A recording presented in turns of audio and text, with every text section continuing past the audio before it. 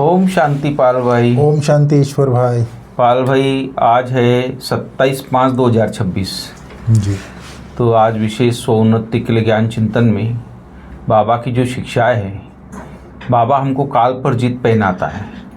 इसलिए बाबा बोलता है कि कालों का काल बाबा आया है तुम्हें काल पर जीत प्राप्त कराने।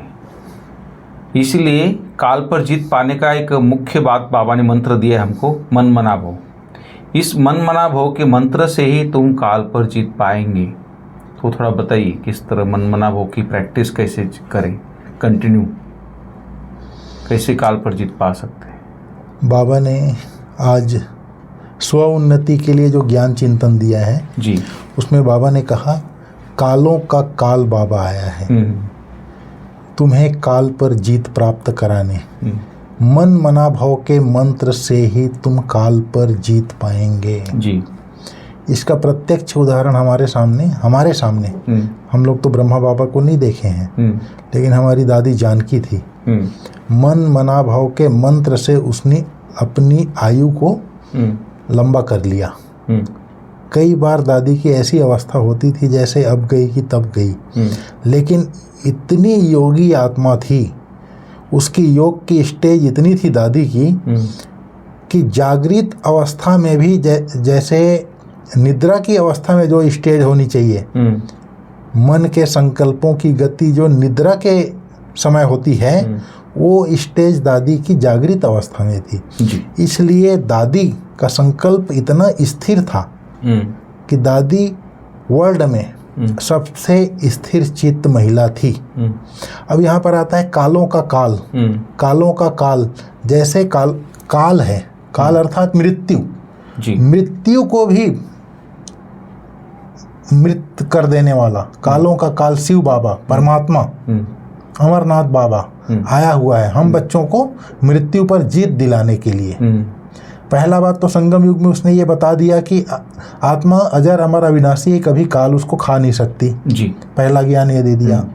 दूसरी बात 21 जन्म जो हमारा होता है, जो हम सतयुगी दुनिया में जाएंगे, स्वर्ग में जाएंगे, वहाँ पर 21 जन्म काल जो है खा नहीं सकता, अर्थात कभी भी अकाले मृत्यु नहीं होती हो सकती है। बिल्कुल।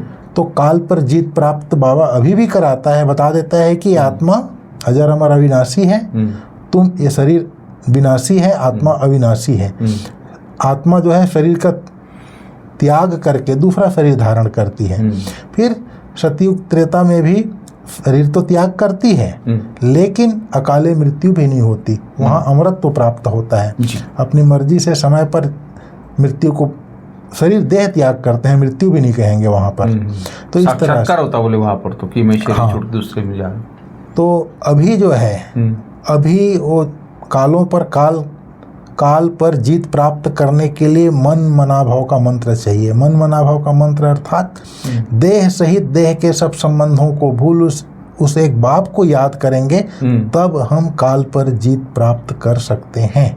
बिल्कुल बिल्कुल पाल भाई। और बाबा कहते कि रूहानी बाप, तुम रूहानी यात्रियों को कौन सी एक विशेष शिक्षा देते, वो थोड़ा बताइए। विशेष शिक्षा बाबा आज बाबा ने कहा है, रूहानी बाप रूहानी यात्रियों को विशेष शिक्षा देते हैं, बच्चे देह अभिमान छोड़ देही अभिमानी बनो। जी। रावण ने आधा कल्प से तुम्हें देह अभिमानी बनाया, अब आत्माभिमानी बनो। यह रूहानी ज्ञान सुप्रीम रूह ही तुम्हें देता और कोई दे नहीं सकता जी। तो इस मुरली को जब मैं पढ़ रहा था तो मतलब बाबा के लिए मतलब दिल में प्यार निकलता है कि बाबा हमको क्या से क्या बना रहे हैं। वाह बाबा वाह। हे रूहानी यात्री, तुम अभी जो देहभान में हो, देह अभिमान में, उसको छोड़ो, देही अभिमानी बनो। ये जो यात्री शब्द बाबा ने कहा पाल भाई, ये जो यात्री जो है आत्मा की यात्रा है, 84 जन्मों की यात्रा है। बाबा ने सतयुग से लेकर हमारी यात्रा के बारे में बताया, किस तरह सतयुग से लेकर त्रेता द्वापर कलयुग और अंतिम समय यात्रा तुम्हारी पूरी हुई है, और फिर से उस वहाँ जाना है हमको, फिर से उस श्रेष्ठ जीवन फिर से हमें रिपीटेशन में जाना है। तो वो यात्री माना जैसे यात्री का एक सफ़र पूरा होता है और अपने घर लौटता है, तभी घर लौटने का समय बाबा याद दिला रहा है। इसलिए बोले मन मना भो कि आत्मा याद रहे, बाबा ही याद रहे। क्योंकि हमें अभी घर जाना है, फिर से उस यात्रा शुरू करना है हमको नया से। हाँ, इसमें दोनों हैं। जैसे चक्र का यात्रा लगाती है जी। रूह जो है जी। दूसरी बात, अभी हम रूहानी यात्री हैं जी। इस रूह से अपने को मन बुद्धि से यात्रा करते हैं उस परम धाम घर की ओर। जी। तो इस देह के भान को हम छोड़ते हैं, अपने आप को आत्मा समझते हैं और परम धाम घर की यात्रा करते हैं। जी। तो इसीलिए बाबा कहते हैं हम अभी रूहानी यात्रा पर हैं। जी। हम बुद्धि से रूहानी यात्रा पर रहते हैं इस संगम युग पर। परमात्मा पिता को परम धाम पर याद करते हैं। स्वयं हम आत्माएं रूहानी अपने को रूह समझ करके उस परम धाम घर की यात्रा करते हैं बुद्धि के विमान द्वारा। बिल्कुल। तो इसलिए हम रूहानी यात्री हैं। तो जब अपने आप को रूह समझेंगे, जब रूह समझेंगे तो देह का भान छूटता जाएगा, देही अभिमानी बनते जाएंगे और आत्माभिमानी बन जाएंगे। बाबा ने कहा यह रूहानी ज्ञान सुप्रीम रूह ही तुम्हें देता है और कोई नहीं दे सकता। बिल्कुल सही। फिर आज बाबा ने गीत बजा है आज की मुरली का, ओम नमो शिवाय। जी। पितु मात सहायक स्वामी सखा। तो इस तरह से गीत बजा है। रखवाले। हाँ, तुम सबके रखवारे हो। बिल्कुल। जी। आज बाबा ने कहा बच्चों ने अपने बाप की महिमा सुनी, गाया भी जाता है ऊंचे ते ऊंचा भगवान, वह है सब बच्चों का बाप। बाबा ने कहा रचयिता से रचना को वर्षा मिलता है। रचयिता कौन है? परमपिता परमात्मा शिव बाबा। वह है हद का वर्षा, यह है बेहद का वर्षा। बेहद का बाप तो एक ही है जिससे बेहद का वर्षा मिलता है। वह है निराकार, उसका नाम है परमपिता परमात्मा शिव। कहते भी है शिव परमात्माए नमः। वह है ऊंचे ते ऊंचा। तुम्हारी बुद्धि चली जाती है निराकार बाप के तरफ, कहाँ? परम धाम। जी। फिर बाबा ने कहा वह है ही सर्व का सद्गति करने वाला। उस रूहानी बाप को ही ज्ञान का सागर, पतित पावन, लिबरेटर, गाइड कहा जाता है। वही दुख हरता सुख करता है। बाबा ने कहा बाप बैठ बच्चों को समझाते, हे भारतवासी तुम विश्व के मालिक थे। जी। जब तुम्हारा आदि सनातन देवी देवता धर्म था। देवी देवता धर्म श्रेष्ठ और कर्म श्रेष्ठ थे। बिल्कुल। अभी धर्म भ्रष्ट कर्म भ्रष्ट हो गया, इसलिए देवी देवता कहला नहीं सकते। बाबा ने कहा ज्ञान से होती है सद्गति। सर्व का सद्गति दाता बाप जब तक न आए तब तक सद्गति हो न सके। तो सद्गति दाता आकर के ज्ञान से सद्गति करते हैं। बाबा ने कहा तुम पहले सतो प्रधान थे। भारत में प्योरिटी थी तो पीस प्रॉस्पेरिटी भी थी, हेल्थ वेल्थ दोनों थे। आज से 5000 वर्ष पहले की बात है। यह भारत स्वर्ग था। उस समय और कोई धर्म नहीं था। सिर्फ एक ही आदि सनातन देवी देवता धर्म था जो परम पिता परमात्मा ने स्थापन किया था। बाबा ने कहा यह रूहानी बाप शिव बाबा आकर रूहानी बच्चों को समझाते हैं। जी। तुमको अब आत्म अभिमानी बनना है। रावण की प्रवेशता होने से सब देह अभिमानी बन जाते हैं। अब अपने को आत्मा समझना है, बाबा ने कहा। बाबा ने कहा सतयुग में है राम राज्य। सतयुग में तुम आत्माभिमानी थे। द्वापर कलयुग में तुम देह अभिमानी बन जाते हो। न आत्मा को जानते हो न परमात्मा को जानते हो, बाबा ने कहा। हाँ बिल्कुल जी। फिर बाबा ने कहा परम पिता परमात्मा भी बिंदी है। उनको ही ज्ञान का सागर, पतित पावन, नॉलेजफुल कहा जाता है। परम पिता परम आत्मा में सृष्टि के आदि मध्य अंत का ज्ञान है। बीज रूप होने के कारण उनको सत्य चित्त आनंद स्वरूप कहा जाता है।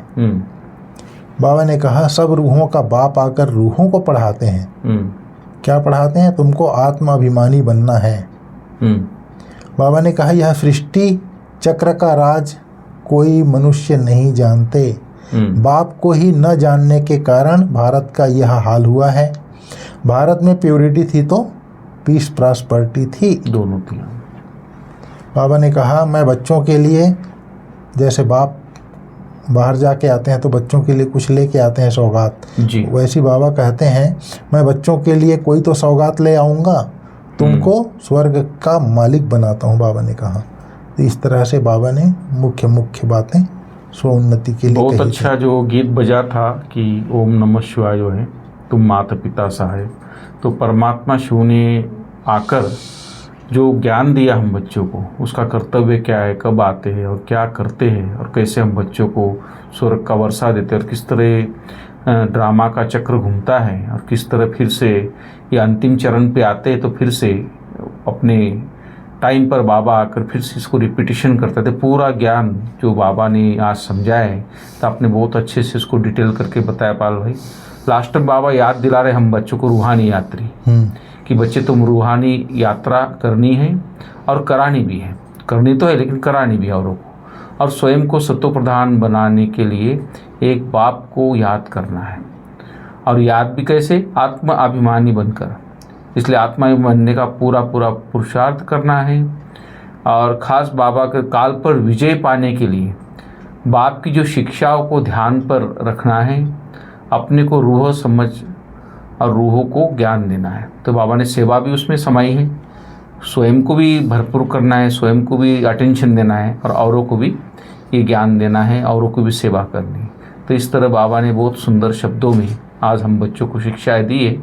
और आज वरदान है पाल भाई की बाप दादा की कर्तव्य को अपना निशाना बनाने वाले मास्टर मर्यादा पुरुषोत्तम भव। वो थोड़ा बताइए किस तरह बाप दादा की कर्तव्य क्या है, उसको कैसे अपना निशाना बनाए, और किस तरह मास्टर मर्यादा पुरुषोत्तम। बाबा ने कहा जी, कहा जाता है अपनी घोट तो नशा चढ़े। जी, दूसरे की कमाई में कभी भी आंख नहीं जानी चाहिए। दूसरे के नशे को निशाना बनाने के बजाय बाप दादा के गुण और कर्तव्य को निशाना बनाओ। बाप दादा के साथ अधर्म विनाश और सत्य धर्म की स्थापना के कर्तव्य में मददगार बनो। अधर्म विनाश करने वाले अधर्म का कार्य व दैवी मर्यादा तोड़ने का कार्य नहीं कर सकते। वे मास्टर मर्यादा पुरुषोत्तम होते हैं। तो इस तरह से बाबा ने आज उसके लिए कहा हमारा कर्तव्य क्या है। हमारा कर्तव्य है बाप के साथ अधर्म विनाश और सद्धर्म की स्थापना के कार्य में मददगार बनना। अधर्म विनाश करने वाले कोई भी अधर्म का कार्य व देवी मर्यादा तोड़ने का कार्य नहीं कर सकते। वे मास्टर मर्यादा पुरुषोत्तम होते हैं। तो उसके लिए बाबा ने कहा अपनी घोट तो नशा चढ़े। जी, दूसरे की कमाई में कभी भी आंख नहीं जानी चाहिए। जी, जैसे लौकिक में भी बोलते हैं ना, दूसरे के कमाई में अर्थात धन में हमारी आंख नहीं डूबनी चाहिए। वैसे ही यहाँ पर दूसरा मान लीजिए कमाई किया हुआ है तो उसमें हमारी आंख क्यों जानी चाहिए। पाल भाई जो दूसरों में कमाई में चाहे अवगुणों में चाहे दूसरों को हम देखते तो उसमें हमारा समय भी बहुत बर्बाद होता है, और हम अपनी कमाई से भी वंचित हो जाते। जो हमें तपस्या करके संपूर्ण बनना है उससे भी हम वंचित हो जाते। इसलिए नॉलेजफुल बनना बहुत आवश्यक है। और बाबा ने खास आज इशारा दिया है स्लोगन में कि नॉलेजफुल बन, व्यर्थ प्रश्नों को स्वाहा कर दो तो समय बच जाएगा। तो थोड़ा देखिए किस तरह हम नहीं चार्ट बनाए। उसका तो है ही है, उसके साथ कनेक्शन। जी, लेकिन क्या है, ये ज्ञान जो है जब तक हम घोटेंगे नहीं तब तक उसका नशा हमको नहीं चढ़ेगा। जी, दूसरा व्यक्ति कितना भी कर ले उसको देख के हमको क्या मिलेगा। जी बिल्कुल है, दूसरा व्यक्ति कितना भी पुरुषार्थ कर रहा है, कैसा कर रहा है, ठीक है, उसको देख करके हम भी उसको रेस्ट करेंगे, ठीक है, पुरुषार्थ का रेस्ट करेंगे। बट अपनी जब तक घोटेंगे नहीं तब तक नशा नहीं चढ़ेगा। उससे प्रेरणाएं मिल सकती है लेकिन करना तो अपने को ही पड़ेगा। करना तो अपने को ही है। बिल्कुल सही। तो जैसे नॉलेजफुल बन, व्यर्थ प्रश्नों को स्वाहा कर दो तो समय बच जाएगा। तो ज्ञान स्वरूप बन जाएंगे, नॉलेजफुल बन जाएंगे तो आंख डूबेगी ही नहीं, समय बच जाएगा हमारा। फिर बाबा ने मातेश्वरी जी का भी आज महावाक्य था, तो उसमें गीत बजा है, जिसका साथी है भगवान उसको क्या रोकेगा आंधी और तूफान। तो ये गीत भी सिद्ध करता है, मम्मा ने कहा आत्मा और परमात्मा दो चीज है, न ईश्वर सर्वव्यापी है। क्योंकि जिसका साथी है ईश्वर वो हाजिर होते हुए फिर इस सृष्टि में दुख इतना क्यों है। अगर साथ होता तो मम्मा ने बोला मनुष्य इतने कंगाल मोहताज क्यों होते, परमात्मा तो सुख स्वरूप है। जब परमात्मा तो पाल भाई पूरा क्लियर है। भगवान ने जो बताया कि कई लोगों ने माना सर्वव्यापी का ज्ञान जो है भाई, अगर सर्वव्यापी है तो फिर इतने अत्याचार होते ही नहीं, इतना दुख बढ़ता ही नहीं, सुख बढ़ना चाहिए, सुना, प्रेम प्यार बढ़ना चाहिए आपस में। लेकिन उसका तो पूरा विपरीत हो रहा है। तो एक दूसरे को कितना अत्याचार करे, कितना भ्रष्टाचार करे, कितना उसको ये करे, टॉर्चर करे, माना कितने प्रकार का दुख दे रहे हैं। तो इससे सिद्ध होता है कि भगवान के साथ तो ये सब बातें होती नहीं। तो बहुत अच्छा, मम्मा तो एक एक चीज़ को, बाबा ज्ञान को बहुत क्लियर करके बताते थे बहुत अच्छे से। ठीक है ईश्वर भाई जी, thank you. Om Shanti Baba.